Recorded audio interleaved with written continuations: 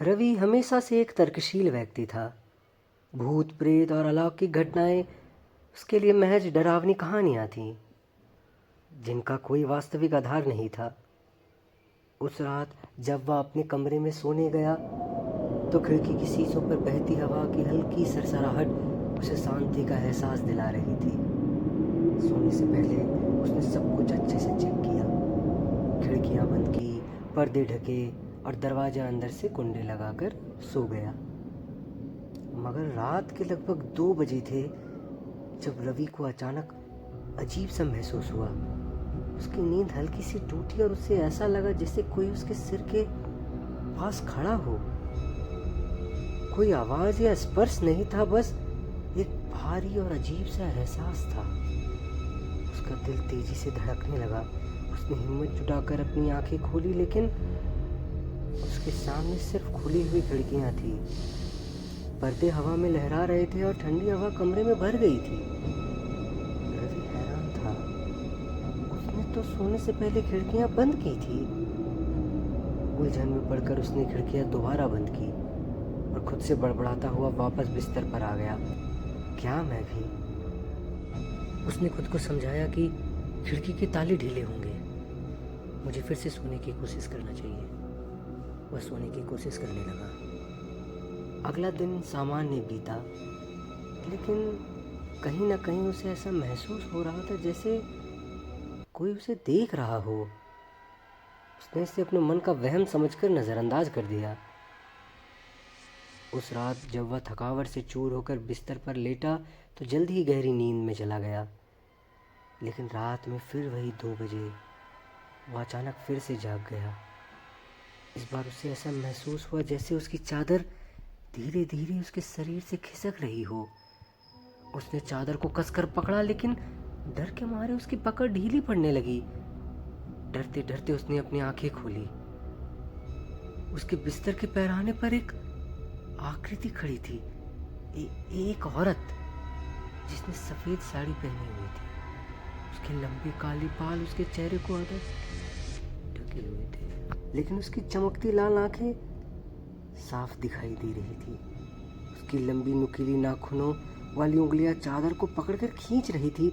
उसके होठों पर एक डरावनी मुस्कान थी और उसके दांत किसी जानवर की तरह नुकीले लग रहे थे। रवि की चीख उसके गले में ही अटक गई। उसका शरीर जैसे पत्थर का बन गया हो। वह हिल ही नहीं सकता था। वह हिल भी नहीं पा रहा था।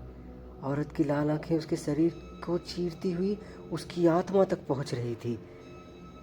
फिर अपनी गहरी और भयावह आवाज में उसने फुसफुसाते हुए कहा, मुझे नजरअंदाज नहीं करना चाहिए था। कमरे का माहौल अचानक भारी और अंधकारमय हो गया। दीवारों पर परछाइयां डरावने आकार में बदलने लगी। औरत धीरे धीरे बिस्तर की ओर झुकी और चादर को खींचते हुए उसकी ठंडी नुकीली उंगलियां रवि के पैरों को अब छूने लगी। रवि ने अपनी सारी ताकत जुटाई और जैसे तैसे अपने शरीर को हिलाया। वह बिस्तर से कूदकर भागा, दरवाजे को जोर से बंद किया और सीधा बाहर सड़क पर आकर रुका।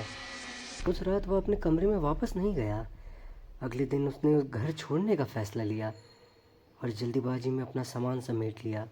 उसने सोचा अब वह उस औरत से दूर हो गया है, लेकिन हफ्तों बाद भी वह उसका पीछा नहीं छोड़ रही थी। कभी उसे कहीं से हल्की चमेली की गंध आती, कभी उसे लगता कि कोई उसे देख रहा है। और रात में जब वह सोने की कोशिश करता तो उसे वही लाल आंखें और नुकीली नाखून सपनों में दिखाई देते। इस तरह कुछ दिन बीते। एक शाम वह जब भीड़ भाड़ वाले कैफे में बैठा था तो उसे लगा कि आखिरकार वह सुरक्षित है। लोगों की आवाज़ें और कपों की खनक उसके डर को दबा रही थी। लेकिन जैसे ही उसने अपनी कॉफ़ी से नज़रें उठाई, उसकी रूह कांप गई। कैफे के कोने में एक टेबल पर वही सफ़ेद साड़ी वाली औरत बैठी थी। उसकी चमकती लाल आंखें रवि पर गड़ी हुई थी और उसके होठों पर वही भयावह मुस्कान थी। रवि की सांस रुक गई। औरत धीरे धीरे खड़ी हुई। उसके कदम डरावने रूप से शांत थे। कैफे में कोई और उसे देख नहीं रहा था, जैसे वह किसी और के लिए अदृश्य हो। और रवि की ओर बढ़ी और उसकी आंखों में झांकते हुए फुसफुसाई, तुम मुझसे भाग नहीं सकते।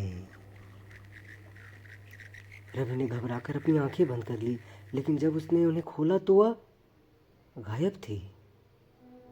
अगले दिन कैफे के कर्मचारियों को रवि की खाली कुर्सी और उसकी ठंडी होती कॉफी मिली। उसका कोट कुर्सी पर टंगा था, मगर रवि का कोई नामो निशान नहीं था। और कहीं दूर किसी दूसरे शहर के अंधेरे कोने में वह औरत किसी और शिकार का इंतजार कर रही थी।